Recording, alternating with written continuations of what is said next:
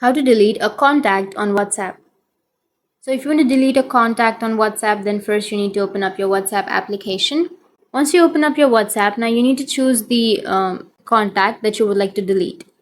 Once you've choose the contact, now you need to go for the profile or the name which is on the upper side. Tap on that name.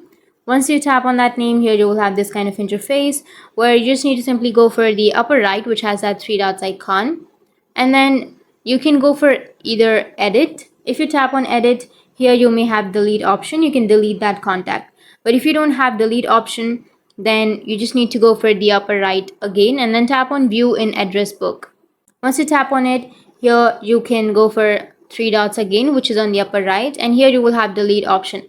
Tap on delete and then again tap on delete, and once you tap on delete, the contact will be deleted. So that's how you can delete a contact on WhatsApp. And if you have any questions, feel free to comment below. Thanks for watching.